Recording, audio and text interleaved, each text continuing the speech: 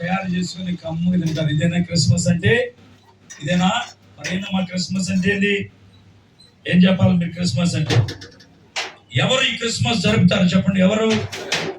మనం ఆదిలో చూస్తే పిల్లరా, యేసు ప్రభు జన్మించినప్పుడు తూర్పు దేశము నుంచి ఎవరొచ్చారు? జ్ఞానులు వచ్చి దేవుణ్ణి ఆరాధించారంట. జ్ఞానులు, అనేక దేశాల నుంచి వాళ్ళు జ్ఞానులు వచ్చి దేవుణ్ణి పూజించారని వాక్యం సెలవిస్తుంది పిల్లరా.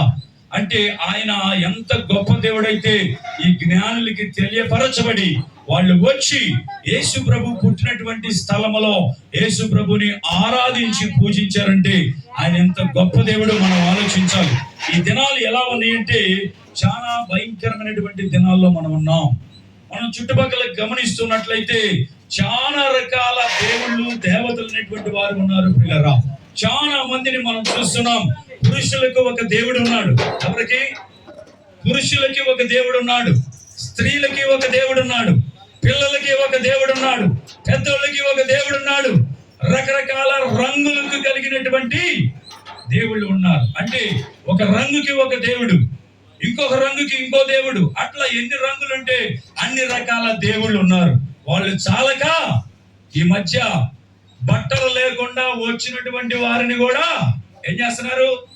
పూజిస్తున్నారు పిల్లరా. చూడండి ఎంత అజ్ఞానంలో ఉన్నామో, ప్రపంచం ఎంత అజ్ఞానంలో ఉన్నదో చూడండి. రకరకాలుగా ఈ లోకంలో దేవుడెవరో తెలియక, దేవుడిని గుర్తించలేక రకరకాలుగా ఈ లోకంలో ఉన్న మనుషులను రంగులను పూజిస్తూ ఉన్నాం పిల్లరా. ఒక దేవుడు ఉన్నాడంట, ఆ దేవుని దగ్గరికి ఓన్లీ పురుషులే వెళ్ళాలి. స్త్రీలు వెళ్ళారంటే ఆ దేవునికి ఏం జరిగింది? అవమానింది. ఆ దేవునికి మైలు వచ్చిందంట. అందుకని స్త్రీలు వెళ్ళటానికి లేదు. దేవుడు అంటే దేవుడు సర్వలోకానికి ఒక్కడే దేవుడు పిల్లరా. హల్లెలూయా. మన యేసయ్య పిల్లలకు, పెద్దలకు, పురుషులకు, స్త్రీలకు, వృద్ధులకు, సర్వలోకానికి ఆయనే యేసు. ఆయన సర్వలోకానికి రక్షకుడు ఆయనే, వేరే ఎవరు లేరు పిల్లరా. యేసు ప్రభు ఎప్పుడు పుట్టాడో చెప్పండి, మీరు చెప్పండి. ఎప్పుడు పుట్టాడు యేసు ప్రభు? చెప్పాలి. యేసు ప్రభు ఎప్పుడు పుట్టాడు? చాలా మంది అనుకుంటున్నారు 2000 సంవత్సరాల క్రితం యేసు ప్రభు పుట్టాడు అనుకుంటున్నారు పిల్లరా. ఎప్పుడు పుట్టాడు ఆయన? యోహాను రాసిన సువార్త 1వ అధ్యాయం 1వ వచనంలో రాయబడింది, ఆది యందు వాక్యము ఉండెను, వాక్యము దేవుని యొద్ద ఉండెను, ఆ వాక్యమే దేవుడై ఉన్నాడు పిల్లరా. చూడండి 14వ వచనం చూస్తే అక్కడ రాయబడింది, ఆ వాక్యమే శరీరధారిగా కృపా సత్య సంపన్నుడుగా మన మధ్య వచ్చి నివసించాడు. హల్లెలూయా. దేవుని నువ్వు ఆరాధించాలంటే ఎక్కడికెక్కడికో వెళ్తున్నావు. దేవుణ్ణి పూజించాలంటే ఏదేదో రిజర్వేషన్ చేసుకుని అడ్వాన్స్ బుక్ చేసుకుని వెళ్తున్నావు దేవుణ్ణి చూడటానికి. కానీ మన యేసయ్య కృపా సత్య సంపన్నుడిగా మన మధ్యలోనే నివసించడానికి వచ్చాడు. ఎంత గొప్ప కార్యం చూడండి. యేసు ప్రభు మన మధ్యకే వచ్చాడు. ఆయన నువ్వు ఎక్కడికో వెళ్ళాల్సిన అవసరం లేదు. ఎక్కడ 2-3 చేరి ఆయన నామములో స్తుతిస్తారో అక్కడ ఆయన ఉంటామని సెలవిచ్చాడు. ఈ మధ్య అమెరికాకి ఒక అధ్యక్షుడు వచ్చాడు. ఎవరు? ఆయన పేరు చెప్పండి. Donald Trump. ఆయన అగ్రదేశమైనటువంటి అమెరికాకి ఆయన ప్రెసిడెంట్. ఆయన ద ప్రెసిడెంట్ ఆఫ్ అమెరికా ఈ సెడ్. ఏం చెప్పాడు తెలుసా? ఆయన ఎవరో వచ్చి ఆయన దగ్గరికి వచ్చి అడిగారంట, Donald Trump, you are so famous అని చెప్పారంట ఆయన దగ్గరికి వచ్చి. ఆయన అన్నాడు, I'm not famous, Jesus is famous. ఎవరంట ఫేమస్? యేసు ప్రభు ఫేమస్. చూడండి, the great country of America president, he said Jesus is great, I'm not famous. ఆయన అడిగారు వచ్చి, అయ్యా నువ్వు చాలా గొప్పవాడివి, నీకు చాలా బిజినెస్లు ఉన్నాయి, నీ కుటుంబం చాలా గొప్పది, నీతో పని చేసిన వారు చాలా గొప్పవారు అని చెప్తే, I'm not great person, my family is not great, the people who work with me they are not great, but Jesus is great. Hallelujah. యేసు ప్రభువే గొప్పవాడు. ఎవరు చెబుతారు చెప్పండి? మనకు గనక ఏదన్నా ఒక పదవి ఇస్తే, లేకపోతే సంఘములో సంఘ పెద్దగా మనల్ని నియమిస్తే, మనం ఇక ఎవరికి దొరకమేక. నా అంత గొప్పవాడు లేడు అనుకుంటాం మనము, నా ఎంత వీరుడు లేడు అనుకుంటాం మనము. అయ్యో నీకు ఏదన్నా ఒక పదవి తగిలిస్తే ఇక నేనే అని అనుకుంటాం. ఇక్కడ గమనిస్తే గ్రేట్ అమెరికా ప్రెసిడెంట్ చెప్పాడు, జీసస్ ఇస్ గ్రేట్ అని చెప్పాడు ప్రియులారా. ఎంత గొప్ప విట్నెస్ ఇది, చెప్పగలవా మనము? యేసు ప్రభువే గొప్పవాడిగా ఉన్నాడు, ఆయనే సర్వలోకానికి సృష్టికర్తగా ఉన్నాడు. ఇంకా ఆయన ఏం చెప్పాడంటే, America we need a savior, America we need a savior, we have savior, we need his help అని చెప్పాడు. అంటే ఏంటంటే, అమెరికా ప్రజలారా మనకు రక్షకుడు కావాలి, ఆ రక్షకుడు మనకు ఉన్నాడు, ఆయన అవసరం మనకి ఉంది అని చెప్పాడు ఆయన. ఎంత గొప్ప విషయం! ఒక దేశాన్ని పరిపాలించే ప్రెసిడెంటే రక్షకుడు నాకు కావాలి అంటే, ఆఫ్టర్ నీవు నేను ఎంత పిల్లలు ఆలోచించండి. ఆయనకు అర్థమైంది ఎందుకు తెలుసా? అంతకు ముందు పరిపాలించేటప్పుడు ఆయన క్రైస్తవులు అంటే సరిగా ఇష్టం లేదంట. చాలా మంది క్రైస్తవులు ఉన్నటువంటి వారు ఈయన యాంటీ క్రైస్ట్ అనుకున్నారు, ఈయన దేవునికి వ్యతిరేకం అనుకున్నారు. చాలా మంది చెప్పారు ఆ యొక్క సాక్ష్యం గురించి పిల్లరా. కానీ ఆయనకి ఏం జరిగిందంటే, ఒకసారి ఎలక్షన్ కి ముందు ఆయన చెప్పడానికి వెళ్ళాడు, ప్రసంగాలు చేయడానికి వెళ్ళాడు. ఈ యొక్క ఎలక్షన్ క్యాంపెయిన్ చేయడానికి వెళ్ళినప్పుడు ప్రసంగం చేస్తుండగా ఎవరో ఆయన మీద టార్గెట్ చేసి ఎక్కడి నుంచో షూట్ చేయగానే ఆ బుల్లెట్ అంట డైరెక్ట్ గా వచ్చి తగలకుండా చెవిని రాసుకుంటూ వెళ్ళిందంట. చెవిని రాసుకుంటూ వెళ్ళే తలకి అప్పుడు అర్థమైంది దేవుని కృప ఏమిటో. దేవుని కృప ఏమిటో అప్పుడు అర్థమైంది. అప్పుడు దాకా అర్థం కాలేదు ఆయనకి. అయ్యో, ఆ బుల్లెట్ నాకు తగిలితే చచ్చిపోయి ఉండేవాడిని, కానీ దేవుని కృప నాకు ఆ బుల్లెట్ తగలకుండా చెవుకు మాత్రమే తగిలిందని ఇమ్మీడియట్ గా యేసు ప్రభుని ఆయన అంగీకరించి నమ్మి ఇప్పుడు ఆయన నీడ్ సేవియర్ అని చెప్తున్నాడు. పిల్లరా, నీవు నేను ఎన్నిసార్లు మనం ఈ లోకంలో తిరుగుతా ఉన్నాం, ఎన్నిసార్లు అపాయమైనటువంటి పరిస్థితులు ఏర్పడుతున్నాయి, ఎన్నిసార్లు మనం ప్రమాదంలో ఉన్నాం, ఎన్నిసార్లు వ్యాధులలో ఉన్నాం, ఎన్నిసార్లు మనం ఆపదలో ఉన్నాము పిల్లరా. ఎన్నిసార్లు దేవుడు నిన్ను నన్ను రక్షిస్తే ఎప్పుడైనా ఐ నీడ్ సేవియర్ అని చెప్పావా? ఎప్పుడైనా సరే నీవు ఈ సెమీ క్రిస్మస్ లో మనందరికీ కూడా రక్షకుడు కావాలి. మన కొరకు రక్షకుడు పుట్టి ఉన్నాడు ఆల్రెడీ పిల్లరా. మన కొరకు రక్షకుడు పుట్టి ఉన్నాడు. ఆయన పేరు ప్రభు అయినా యేసు. చెప్పండి అందరు కూడా, ఆయన పేరు ప్రభు అయినా యేసు. ఐ నీడ్ యేసు, నాకు యేసు కావాలని మన అందరం కూడా చెప్పవలసినటువంటి వారు. చూడండి, ఆయన కృపా సత్య సంపన్నుడిగా ఈ లోకానికి వచ్చాడు. ఈ లోకంలో కృప దేవుడు చూపిస్తున్నాడు. నువ్వు ఎన్ని రకాల పాపాలు చేస్తున్నావో, ఎన్ని రకాలుగా దేవునికి విరుద్ధంగా ఉన్నావో, అయినా కానీ ఆయన కృప నీ మీద చూపిస్తూనే ఉన్నాడు. ఆయన కృప నీ మీద ఉంటూనే ఉన్నది. ఒకసారి గమనించండి, ఒక యజమానుడు ఉన్నాడు, ఆయన దగ్గర ఒక కూలివాడు పనిచేస్తా ఉన్నాడు. ఈ కూలివాడు పొద్దాకల ఆయన కుటుంబంలో ఆయన ఇంటిలో పని చేస్తా ఉన్నాడు. ఒకసారి యజమానుడు అంట ఊరికి వెళ్తూ ఉన్నాడంట. ఊరికి వెళ్తూ ఆ యొక్క పని చేస్తున్నటువంటి పనివాడికి చెప్పాడంట, జాగ్రత్తగా చూసుకోయ్యా నా ఇల్లు, నాకు ఒక కుమారుడు ఉన్నాడు ఇంట్లో, ఆయన కూడా జాగ్రత్తగా చూసుకొని టయానికి భోజనం పెట్టని చెప్పాడు. దగ్గర జాగ్రత్తగా వినండి, కృప అంటే ఏదో మనం అర్థం చేసుకోవచ్చు. ఆ యజమానుడు వెళ్ళిపోతే ఈయన ఏం చేశాడంటే, ఆ యజమానుడు వెళ్ళిన తర్వాత ఆయనకు వచ్చిన ఆలోచన ఏంటంటే, ఎంతకాలం నేను బానిసగా ఇంట్లో బతకాలి, ఎంతకాలం వీరికి ఊడుగులు బాడుగులు చేయాలి. యజమానుడు లేడు కనుక ఆయనకు ఉన్నటువంటి ఆస్తి బీరువా పగలగొట్టి అందులో ఉన్నటువంటివన్నీ కూడా దొంగిలించి వెళ్ళిపోతే నేను కూడా ప్రత్యేకంగా, నేను కూడా హుందాగా, నేను కూడా ధనవంతుడిగా, నేను కూడా జీవించవచ్చు కదా అనేటువంటి బ్యాడ్ థాట్ ఆయనకు వచ్చినందువలన ఆయన ఏం చేశాడంటే, బీరువా పగలగొట్టి ఆ బీరువాలో ఉన్నటువంటి డబ్బులు తీయడానికి ప్రయత్నం చేస్తూ ఉండగా ఆయన కుమారుడు వచ్చాడంట. కుమారుడు వచ్చి, ఎందుకు నువ్వు బీరువా ఓపెన్ చేసావు అనగానే, అంతే అక్కడ ఏదో రాడ్ ఉంటే రాడ్ తీసుకొని కుమారుడిని ఒక్కటేసి, ఇక నా కుమారుడు ఒక్కగానొక్క కొడుకు ఆవుంతిని పడిపోయి అక్కడే చనిపోయాడు. చనిపోయి తల్లిగా ఈయన గబగబా డబ్బులు తీసుకొని వెళుతుండగా యజమానుడు వచ్చాడంట. యజమానుడు వచ్చి చూస్తే కుమారుడు పడిపోయి ఉన్నాడు అక్కడ. యజమానుడు వెళ్ళి పక్కన వాళ్ళు చాలా మంది వచ్చి చూశారంట, కుమారుడు పడిపోయి ఉన్నాడు. ఈ యజమానుడు కుమారుడిని చూస్తూ ఉండగా, ఏడుస్తూ ఉండగా పక్కన వాళ్ళు వెళ్ళి పోలీసులను పిలుచుకొచ్చి ఆ చంపిన వాడిని తీసుకెళ్లి పోలీస్ స్టేషన్ లో పెడితే అక్కడంతా కూడా ఆ కోర్టు అంతా తీర్మానం చేసి ఊరి శిక్ష వేయాలని తీర్మానం చేసిన తర్వాత ఈ తండ్రి సమాధి చేసి వచ్చిన తర్వాత ఆలోచించాడు. యజమానుడు ఆలోచించి, అయ్యో, ఈ చంపిన వాడిని ఇప్పుడు ఉరి శిక్ష వేస్తే నాకు ఏమి వస్తుంది? ఆ ఉరి శిక్ష వల్ల నేను ఏం పొందుకుంటాను? నా బిడ్డ తిరిగి పోయాడు కదా అని క్షమించుదామని హృదయపూర్వకముగా ఆ పని వాడిని క్షమించి ఆ కోర్టుకి వెళ్ళి చెప్పాడంట, అయ్యా ఆయన ఏం చేయదు, ఉరి శిక్ష వేయొద్దు ఆయనకి, ఆయన వదిలేయండి అని చెప్పాడు. అయ్యా ఇది నిజమేనా, వదిలేయమంటావా అని వాళ్ళందరూ అడుగుతుంటే, అవునయ్యా వదిలేయండి ఆయనకి ఉరి శిక్ష వేయద్దు అని చెప్పాడు. ఆయన వదిలివేసిన తర్వాత ఆ యజమానుడు మరలా ఆ బానిసను తీసుకొని వచ్చాడంట ఇంటికి. చూడండి, క్షమాపణ అంటే ఇదే కదా. కుమారుణ్ణి చంపినా గానీ ఏం చేశాడు చెప్పండి? కుమారుణ్ణి చంపినా కానీ క్షమించాడు. పిల్లలు క్షమించటమే కాదు కానీ ఇంటికి తీసుకొని వచ్చి ఆయనతో మాట్లాడాయా, నా కుమారుడు ఎటు తిరిగి లేడు, నాకు చాలా ఆస్తి ఉన్నది, ఈ ఆస్తి అంతటికి నీవే వారసుడిగా ఉండమని కోరాడంట. హల్లెలూయా.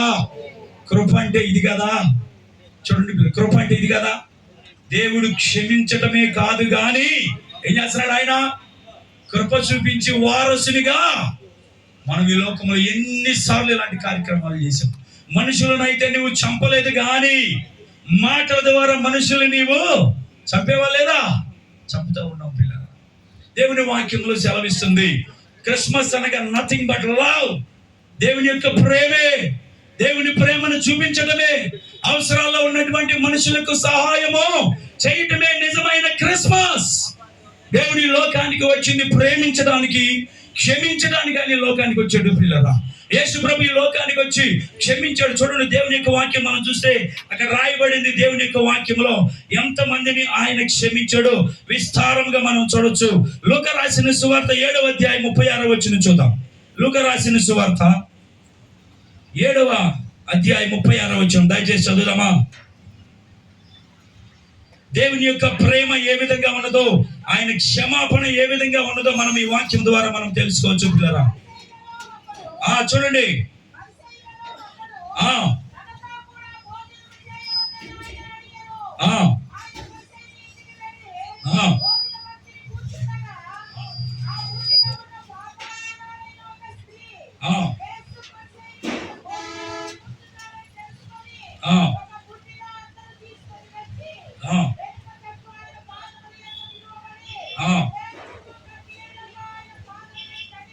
చూడండి, ఇక్కడ మనం గమనిస్తే పరిసయ్యులలో ఒకడు తనతో కూడా భోజనము చేయటానికి ఆహ్వానించాడంట. పరిసయ్యులలో ఒకడు. సరేనండి, యేసు ప్రభు భోజనం, నేను షార్ట్గా చెప్తానికి ప్రయత్నం చేస్తున్నాం. యేసు ప్రభు భోజనం చేయడానికి వచ్చినప్పుడు పాపాత్మురాలైనటువంటి ఒక స్త్రీ, దేవుడు క్షమింపబడినటువంటి ఒక స్త్రీ వచ్చి ఆ యేసు ప్రభు కూర్చొని ఉండగా ఆమె వెనక తట్టు నుంచి వచ్చి ఆమె అత్తరు కొనుక్కొని వచ్చి యేసు ప్రభు పాదాల మీద అత్తరు పోసి ఆ పాదాలు కడుగుచు కన్నీరు కార్చుచు ఆ పాదాలను కడుగుతూ ఉన్నదంట.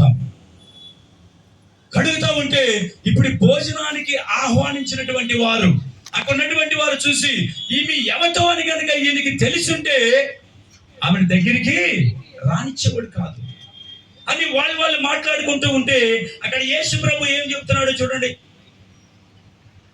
చదువుదాం. అందుకు యేసు 40వ వచనం, అందుకు యేసు సీమోను నీతో ఒక మాట చెప్పవాలని ఉన్నానని అతనితో అనగా అతడు బోధకుడా చెప్పమనెను. అప్పుడు యేసు అప్పు ఇచ్చు వానికి 2 రుణస్థులుండిరి. వారిలో ఒకడు 500 దేనారములను మరి ఒకడు 50 దేనారములను అచ్చియుండిరి. ఆ అప్పు తీర్చుటకు వారి యొద్ద ఏమీ లేకపోయాను గనుక అతడు వారిద్దరిని క్షమించండి. కాబట్టి వీరిలో ఎవడు అతన్ని ఎక్కువగా ప్రేమించునో చెప్పమని అడిగాను. అందుకు సీమోను అతడు ఎవరికి ఎక్కువగా క్షమించునో వాడే. ఇప్పుడు ఈ స్త్రీ పిల్లరా ఎంతో విస్తారమైన పాపములు చేసి ఉన్నది. ఈయన ఉపమానం చెబుతున్నాడు. 500 దేనారములు వాళ్ళకి ఇచ్చాను, మరొకరికి 1 దేనారం ఇచ్చాను. అయితే వీరిలో ఇద్దరి దగ్గర ఏమి లేకపోవడం వల్ల నేను క్షమించాను, మళ్ళీ ఇవ్వమని నేను అడగలేదు. కాబట్టి వీళ్ళిద్దరు ఎక్కువ ఎవరిని ప్రేమిస్తారు? ఎవరు ప్రేమిస్తారు? ఇద్దరులో 500 తీసుకున్న వారే కదా. 1 రూపాయి తీసుకున్న వాళ్ళు ఏమైనా ప్రేమిస్తారా? ఏముంది అనుకున్నాను. కాబట్టి ఎక్కువ క్షమింపబడినటువంటి వారే ఎక్కువగా ప్రేమిస్తారు. ఇక్కడ యేసు ప్రభు ఈ ఉపమానం చెబుతున్నాడు. కాబట్టి ఈమెకి విస్తారమైన పాపములు ఉండటం వల్ల ఏం చేశాడంట? ఆయన క్షమించాడు గనుక ఆమె ఇప్పుడు ఆ క్షమాపణ పొందుకున్నటువంటి ఆ స్త్రీ యేసు ఎక్కడుంటే అక్కడికి వెంబడిస్తూ ఉన్నది, ఎక్కడుంటే అక్కడికి వెళుతూ ఉన్నది. ఆమె వచ్చి ప్రియులారా అత్తరు తీసుకొని వచ్చి పాదాల మీద పోసి కన్నీటితో కడుగుతూ జడ తీసుకొని చూస్తూ ఉందంట. హల్లెలూయా, హల్లెలూయా. ఎవరిలో జీవం లేనట్టుగా ఉన్నారు మీరు, చెప్పండి హల్లెలూయా, హల్లెలూయా. ఆమె వెంట్రుకలు తీసుకొని పాదాలు తుడుస్తుంది. ఒకవేళ అదే సన్నివేశం మనకు జరిగింది అనుకోండి, ఇప్పుడు మీ వెంట్రుకలతో ఆయన పాదాలు తుడుస్తారా? చెప్పాను కాబట్టి తుడవడానికి సిద్ధంగా ఉంటారు కదా. నేను చెప్పాను కాబట్టి ఇప్పుడు పాదాలు తుడవడానికి సిద్ధంగా. కొంతమందికి అయితే కనీసం తుడవటానికి వెంట్రుకలు లేవు పాపం. బ్యూటీ పార్లర్కి వెళ్ళి అంతా కూడా గొరితోకలాగా కట్ చేసుకొని వస్తున్నారు. ఏం తుడుతారులే. యేసు ప్రభుని పిల్లలు ఆమె ఎంతో ప్రేమించింది. ఎందుకంటే ఆయన క్షమించాడు కనుక, విస్తారమైన పాపాలు తీసివేశాడు కనుక అత్తరు కొనుకొచ్చుకొని కాళ్ళకి పూస్తూ కన్నీరు కార్చుచు వెంట్రుకలతోటి తుడుస్తున్నాడు. అక్కడున్నటువంటి వారు, అయ్యా మీరు కనీసం నేను లోపలికి వచ్చినప్పుడు కనీసం కాళ్ళు కడుక్కోవడానికి నీళ్లు కూడా మీరు ఇవ్వలేదు కదా, తుడుచుకోవడానికి టవల్ కూడా ఇవ్వలేదు కదా మీరు. ఆమైతే అత్తరు కొనుక్కొచ్చి కన్నీరుతో నా పాదాలు కడుగుతూ ఉన్న ఆమె వెంట్రుకలతో తుడుస్తూ ఉన్నదయ్యా. అంటే ఎంత విస్తారమైన పాపాలు క్షమించగలయో. అందుకే ఆమె పని చేస్తుంది గనక ఆమెని మీరు ఏమి అనకూడదని దేవుడు చెప్తున్నాడు. నేను ఈ మాటలు ఎందుకు చెప్తున్నానంటే, యేసు ప్రభు ఈ లోకానికి వచ్చింది మనుషులను క్షమించడానికి వచ్చాడు. ఆయన కృప చూపించడానికి వచ్చాడు. నశించిపోయే దానిని వెతికి రక్షించడానికి ఈ లోకానికి వచ్చాడు పిల్లలు. మరి ఆయన ఈ లోకానికి వచ్చింది నశించిన దాన్ని వెతికి రక్షించడానికి. మన ప్రజలందరూ కూడా దేర్ ఆర్ సెలబ్రేషన్ మూమెంట్ లో ఉన్నారు. అందరూ కూడా క్రిస్మస్ సెలబ్రేషన్, ప్రపంచమంతా కూడా ఈ యొక్క ఉత్సవాలలో ఉన్నారు. ఎవరికి కూడా ఆత్మీయంగా ఆలోచించడం లేదు. యేసు ప్రభు వచ్చింది రక్షించడానికి అని తెలుసుకోవడం లేదు. అందరూ సెలబ్రేషన్ తో ఉన్నారు కానీ రక్షణ సాల్వేషన్ పొందుకోవాలని ఎవరు కూడా ఆలోచించలేదు. మీరు చూడండి, ప్రపంచంలో ఈ క్రిస్మస్ కి అయ్యేటువంటి ఖర్చు ఎంతో తెలుసా? కోట్ల రూపాయలు. రకరకాల అలంకరణలతో ఇళ్ళు బాగు చేసుకొని, వస్తువులు కొనుక్కొని, గుడ్డలు కొనుక్కొని, వంటలు చేసుకొని, కార్లు కొనుక్కొని, అన్ని క్రిస్మస్ కే. యేసు ప్రభు పుట్టిన సందర్భంగా పుట్టినరోజు చేసుకుంటున్నారు కానీ ఆయన రక్షించడానికి వచ్చాడని ఎవరు కూడా అంగీకరించారు. Celebration, festival moment.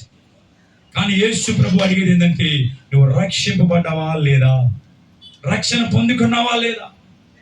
ఆయన వచ్చింది నువ్వు నశించిపోయావని, పాపములో చిక్కుకుపోయావని, నిన్ను తప్పించడానికి ఆయన లోకానికి వచ్చాడని చాలా మంది మర్చిపోతున్నారు. నువ్వు ఎన్ని కోట్లు పెట్టి క్రిస్మస్ చేసుకుంటే దానివల్ల వచ్చే ప్రయోజనం ఏమన్నా? ఏం లేదు. కోట్ల రూపాయలు ఖర్చు పెట్టి నువ్వు ఏదేదో చేసినా కానీ యేసు ప్రభుని అంగీకరించకుండా నువ్వు చేసేటువంటి ప్రతీక వ్యర్థమే. ఈ మధ్యాహ్న కాలంలో మన అందరం కూడా గమనించాలి. యేసు ప్రభు నా కొరకు వచ్చాడు, నన్ను క్షమించడానికి వచ్చాడు, నా మీద ప్రేమ చూపించడానికి వచ్చాడు, నా మీద కృప చూపించడానికి వచ్చాడు. ఏ తండ్రి చెబుతాడు చెప్పండి, ఆయన కుమారుని చంపితే ఏ తండ్రి క్షమించి ఇంకా నా కుటుంబానికి నువ్వే వారసుడు అని ఏ తండ్రి అంటారు? ఎవరన్నా అనరు పిల్ల, ఎవరు కూడా అనరు పిల్ల.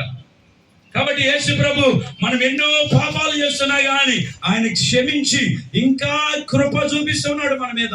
ఇంకా కృప ఎందుకు చూపిస్తున్నాడంటే, ఆయనే నిన్ను సృజించాడు కనుక ఆయనతోటి ఆయన రాజ్యంలో, ఆయన నివాస స్థలంలో నిన్ను ఉంచుకోవాలని ఆయన ఈ లోకానికి వచ్చాడు. ఆది కాండం నుంచి మనం చూస్తే ఎంతో మంది నాయకులు, లీడర్స్, ఎంతో మంది యాజకులు, ఎంతో మంది రాజులు, ఎంతో మంది ప్రవక్తలు, ఎంతో మంది దేవుని చేత ఎన్నుకోబడినటువంటి వారు చెబుతూ ఉండగా ప్రజలకి ఇదిగో దేవుడు ఉన్నాడు అని చెబుతూ ఉండగా ఎవరు కూడా నమ్మకుండా ఇష్టానుసారముగా వాళ్ళు విననటువంటి వారిగా ఉండి పాపము చేస్తూ నాశనానికి సమీపముగా ఉండగా ఇక ఎవరిని పంపాలో అర్థం కాక ఆ తండ్రి అయినటువంటి దేవుడు ఆయన కుమారుడైన యేసు ప్రభుని లోకానికి పంపించాడు. వీళ్ళందరూ చెబుతా వచ్చారు, అయ్యా మారు మనసు పొందండి, ఆ దేవుణ్ణి గుర్తెరగండి అని చెబితే ఎవరు కూడా వినలేదు ఎవరు కూడా. ఇక లాభం లేదని ఆ యేసు ప్రభువే దిగి వచ్చాడు పరలోకం నుంచి. ఐ కెన్ టెల్ యు, చిన్న ఉదాహరణ నేను చెప్పగలను. మనం కనుక ఏదైనా పాయసం తయారు చేసుకోవాలని బెల్లం తీసుకొచ్చి ఇంట్లో పెట్టామనుకోండి, పాయసం చేసుకుందామని బెల్లం చేస్తే తెల్లారు చేసుకుందాం అనుకునే లోపే చీమలన్నీ వచ్చి బెల్లాన్ని లాక్కొని వెళ్ళిపోతే తెల్లారి పాయసం చేసుకోగలవా? అబద్ధం ఆడుకొని చెప్పండి. మీరు లేవగానే మీకు ఏమనిపించింది? ఉదయాన్నే ఏమనిపించింది? ఆ నోరు లేని చీమల్ని తిట్టని కాడ తిట్టుకొని తిడతారు. ఈ మధ్య కొంతమంది అవయవాలన్నిటిని పెట్టి తిడుతున్నారు. ఈ మధ్య మన ఊరిలో ఏదైనా జరిగిందానికి వీడి కాళ్ళు ఎరగా, వీడి చేతులు ఎరగా, వీడి నాలిక కూడా లోపల పేగులను కూడా తిడుతున్నారు ఆఖరి కదా. మరి ఇప్పుడు నువ్వు చేసుకోలేకుండా పాయసాన్ని ఆ చీమలు తీసుకొని వెళ్తే ఇప్పుడు ఆ చీమలు ఏమంటాం? మనము ఏమంటాం? మీరు చెప్పాలి. అర్జెంటుగా గబగా వెళ్తారు, లక్ష్మణ రేఖ పట్టుకొస్తారు, లేదా గమేషన్ తెస్తారు, తీసుకొచ్చి ఆ చీమల మీద వేయగానే అవన్నీ కూడా చనిపోతాయి. ఇప్పుడు అవన్నీ చనిపోతాయి, ఇక చీమలు ఉండవు. ఇప్పుడు మనం చేసేటువంటి పాపాల నిమిత్తము దేవుడు చెప్తా వచ్చాడు, ఎవరు వింటల్లా, ఇక లాభం లేదని ఆయన అందరి మీద గణేషినేస్తే మనం అడుగుచ్చిన వాళ్ళనే కాదు ఇప్పుడు కదా. మనం అడుగుచ్చిన వాళ్ళకి కాదు ఇప్పుడు. ఆయనకి ఇష్టం లేదు మనల్ని చంపటం, ఆయనకి ఇష్టం లేదు మనల్ని నాశనం చేయటం.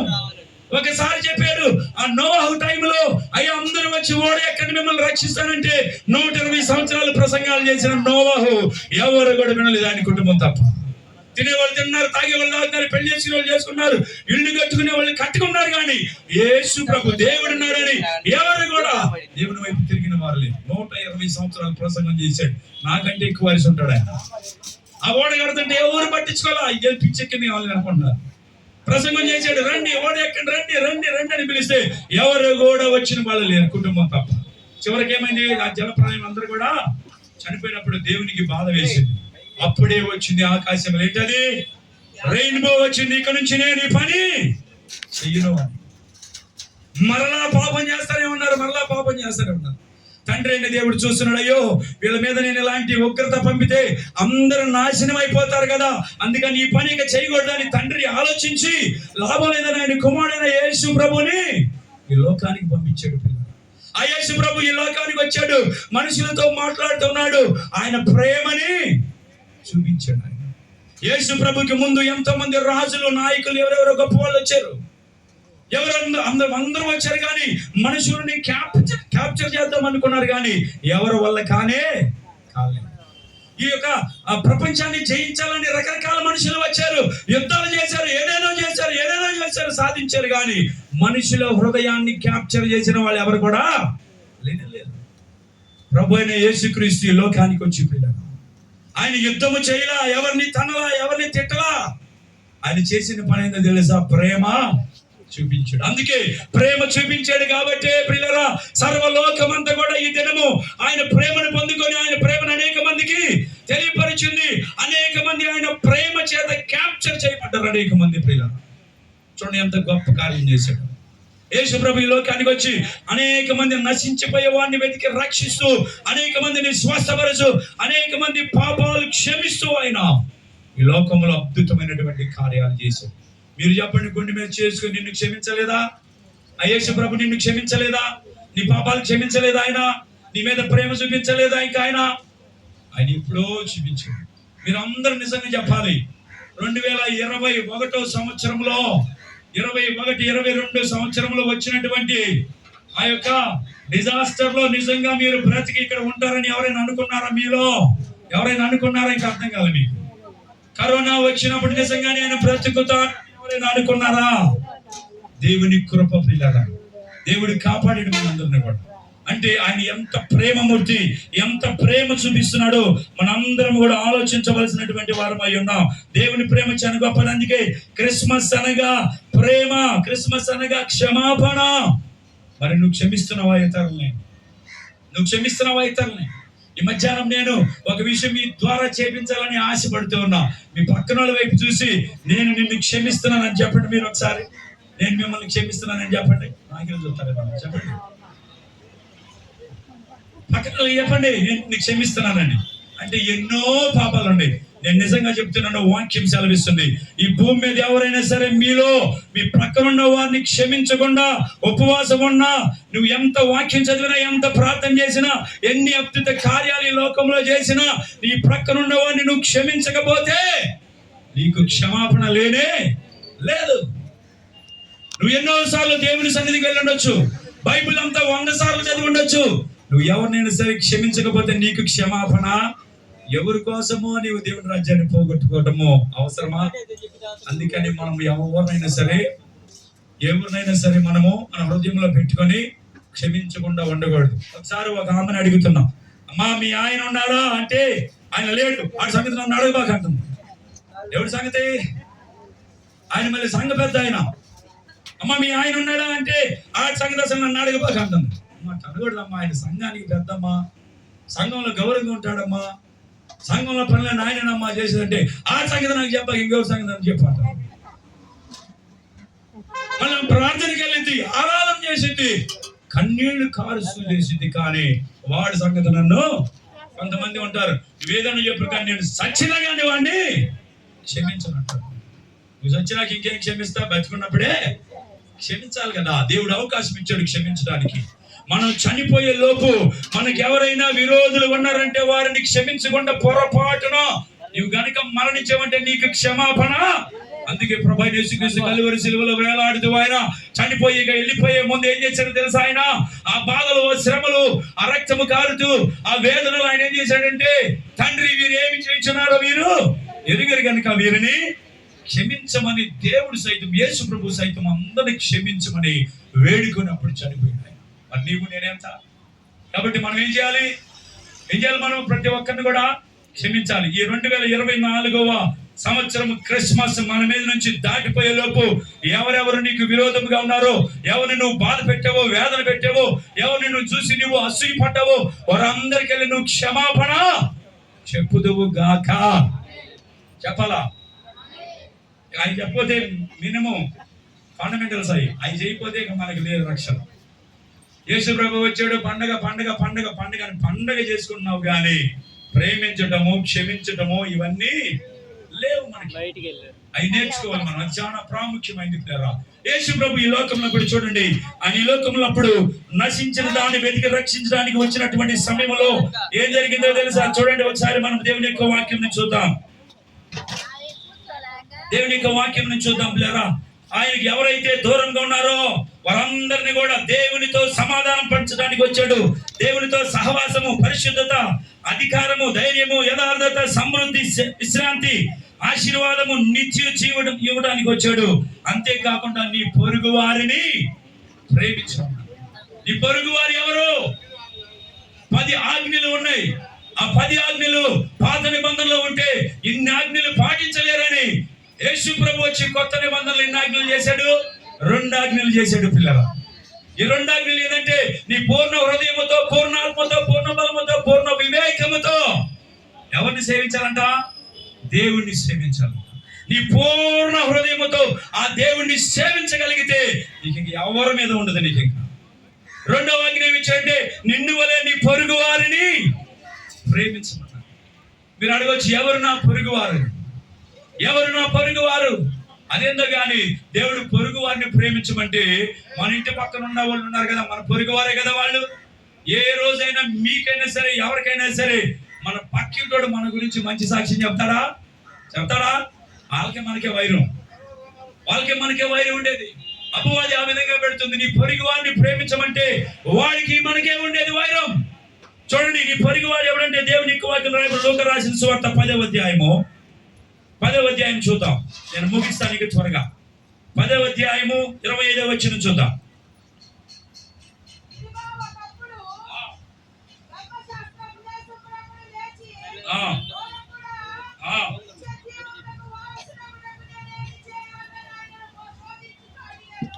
ఏం చెప్తున్నాడు? ఇదిగో ఒకప్పుడు ధర్మశాస్త్రోపదేశకుడు లేచి, బోధకుడా, నిత్య జీవమునకు వారసుడు ఏమి చేయాలి?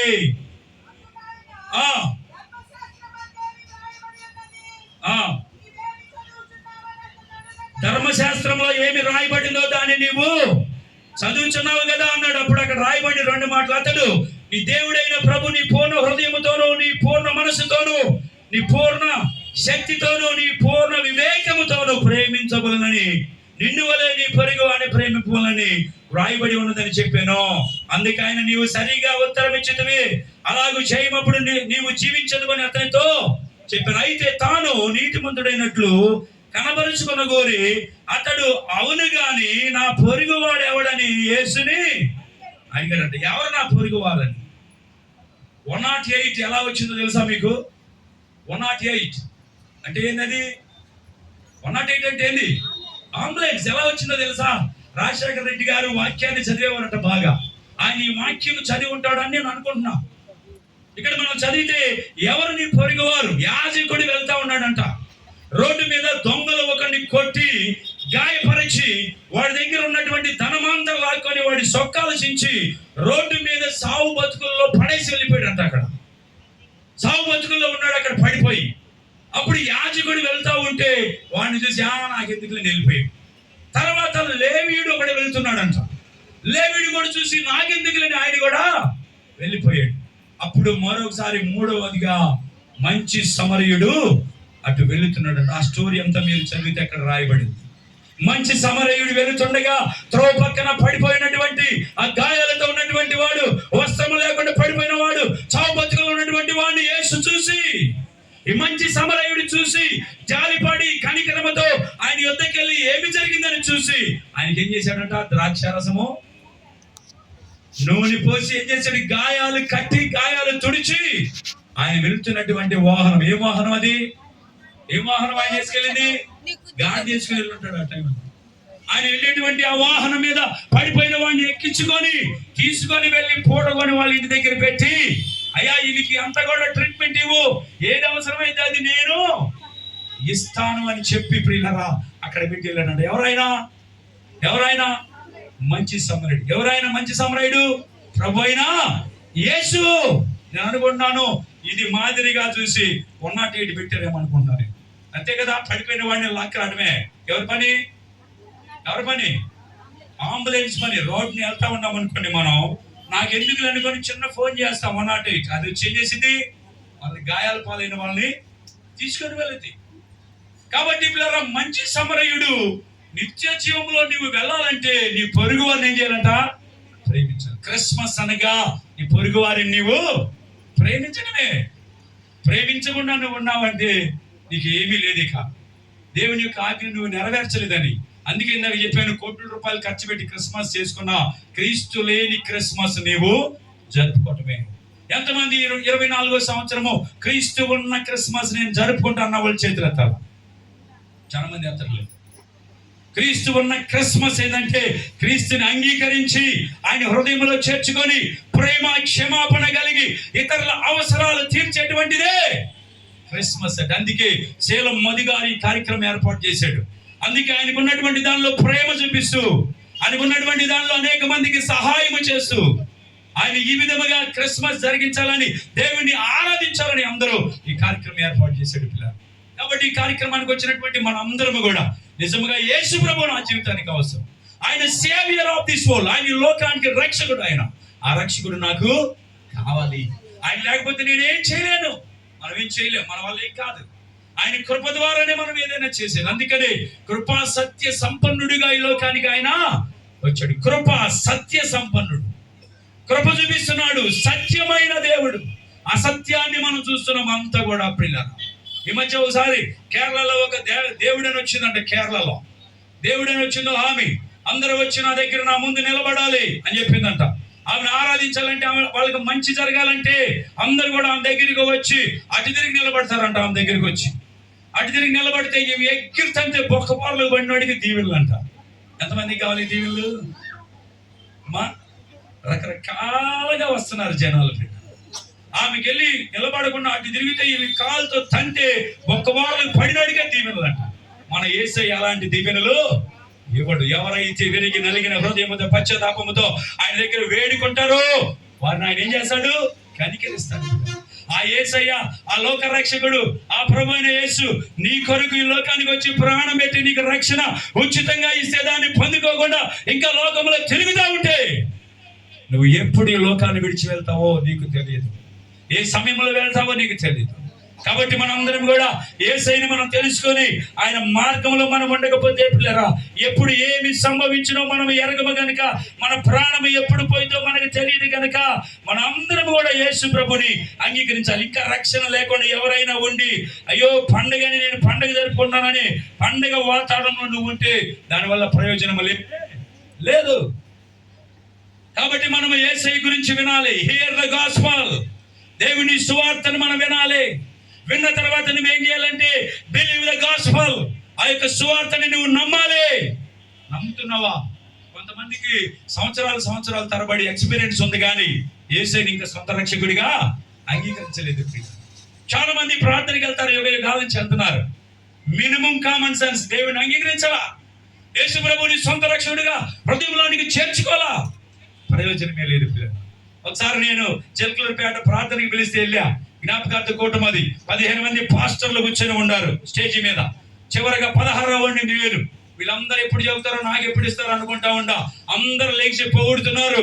ఆయనకి 103 సంవత్సరాలు అంట. ఆయనకి 103 సంవత్సరాలు బతికాడు. ఆహా ఓహో అని అందరూ కూడా పొగుడుతా ఉన్నారు. పిల్ల 103 సంవత్సరాలు దేవుడు కనికరించి కాపాడి కుటుంబాలు ఇస్తే 103వ సంవత్సరం కూడా దేవుని అంగీకరించకుండా చనిపోయాడు. ప్రయోజనం ఏముందా? నువ్వు ఎన్ని సంవత్సరాలు జీవించే ఉన్నది కాదు, ఎన్ని సంవత్సరాలు దేవునితో నువ్వు నడిచే ఉన్నదే ప్రాముఖ్యమైనటువంటిది. ఆలోచించండి, ఈ మధ్యాహ్న కాలంలో ఎన్ని సంవత్సరాలు నువ్వు దేవుని వెంబడిస్తున్నావు, ఎన్నిసార్లు యేసయ్యని నీ హృదయంలోనికి చేర్చుకున్నావు, ఇంకా నీ లోపాలు ఒప్పుకున్నావా? అదే లోపాలతో అదే పాపములతో ఒప్పుకోకుండా కప్పుకుంటా ఉన్నావా? ఆలోచించేయాలి మనం. ఈ మధ్యాహ్న సమయం దాటిపోతే మరలా రాదు. సమయం ఉన్నప్పుడే ఆ యేసు యొద్ద మనం ఏం చేయాలి? మోకరించి మన పాపాలు ఒప్పుకోవాలి. ఒప్పుకున్నప్పుడే దేవుడు నిన్ను ఏం చేస్తాడు? కనికరము చూపిస్తాడు. మన మధ్యలో యేసయ్య గారు ఉన్నాడు. ఏ యేసయ్య గారు దొంగతనం చేసి స్టేషన్కి వచ్చాడు అనుకోండి, ఎవరన్నా అడుగుతాడు, ఎరా దొంగతనం చేసావా? నేను ఎరగనండి, నాకు అస్సలు తెలియదండి అంటాడు. లాంటి ఎరిగిందా కొడితే అప్పుడు చెప్తారు, అయ్యో నేను చేశాను అయ్యా. అంటే మర్యాదగా అడిగితే చెప్పడు, ఇరిగిందాకా కొడితే అప్పుడు కదా చెప్పేది. ఇరిగిందాకా కొట్టినప్పుడు చెప్తాడు. కాబట్టి కప్పుకోవటం కాదు, మనము చేసిన ప్రతి పాపాన్ని దేవుని దగ్గర ఏం చేయాలి? మనం ఒప్పుకున్నప్పుడే. ఎప్పుడైతే ఆ యేసయ్య గారు దొంగని కొడతాడో వాడు ఒప్పుకున్నాడు అనుకోండి, ఏమనరాలి. రాగానే ఎలా తప్పు చేసావా అంటే, అయ్యా నేను చేశానంటే దెబ్బ కూడా ఏరే కాళ్ళ మీద. ఎందుకు? ఒప్పుకున్నాడు కాబట్టి. మన దేవుడు కూడా పిల్లరా, నీవు ఒప్పుకుంటే కనికరం చూపిస్తాడు. కనికరం చూపించి నీ పాపాలన్నీ క్షమిస్తాడు, నీకు నిత్య జీవంలోనికి ఆహ్వానిస్తాడు. కనుక మనందరం పిల్లరా ఆ యేసయ్యని తెలుసుకోవాలి. అందుకే యోహాను రాసిన సువార్త 3:16 రాయబడింది ఏమనంటే, దేవుడు ఈ లోకమును ఎంతో ప్రేమించును కాగా తన అద్వితీయ కుమారుని లోకానికి పంపించును. ఎవరైతే ఆయన యందు విశ్వాసం ఉంచుతారో వారు నశించిపోకుండా నిత్య జీవం వెళ్ళడానికి ఆయన ఏం చేస్తారంట? సహాయం చేస్తాడు. కాబట్టి ఆ దేవుని మనం ప్రేమించాలి. మనం నశించిపోకూడదనే దేవుడు పరలోకం నుంచి భూలోకానికి వచ్చాడు. మన అందరిని రక్షించి ఆయనతో పాటు పరలోకానికి తీసుకుని వెళ్ళాలని ఆయన సిద్ధపడుతున్నాడు. ఆయన మొదటి రాకడలో వచ్చాడు. ఎప్పుడు జరిగింది మొదటి రాకడ? ఎప్పుడు జరిగింది? 2000 సంవత్సరాల క్రితం మొదటి రాకడ వచ్చింది.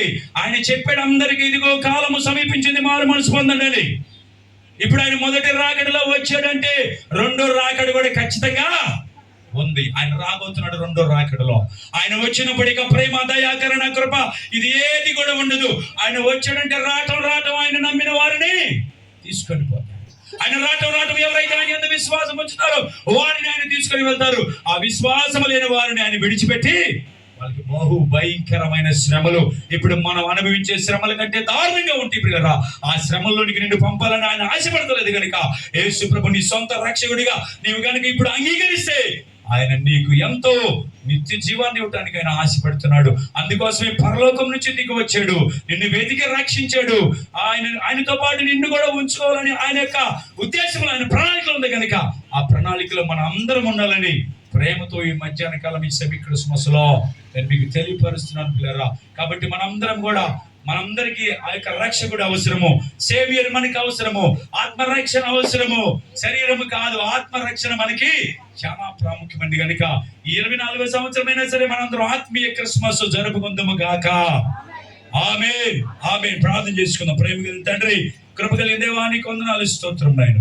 ఈ సమయంలో నా తండ్రి మా కొరకు ఏర్పాటు చేసినటువంటి యొక్క సెమీ క్రిస్మస్ బట్టి స్తుతిస్తున్నాం అయ్యా. నీకు వందనాలు, స్తోత్రం ప్రభా. శీలం మది గారు నా తండ్రి ఈ కార్యక్రమాన్ని నాయన ఏర్పాటు చేసిందిగా వారిని మీరు దీవించండి. ఈ సమయంలో చేరవచ్చిన బిడ్డలందరినీ కనికరించండి. నీ యొక్క మాటలు విన్నారు ప్రభా.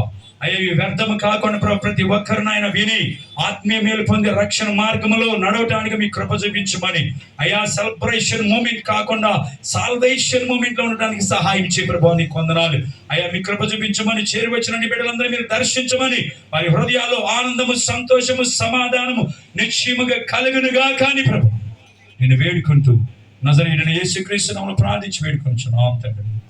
ఆమేన్, ఆమేన్. థాంక్యూ.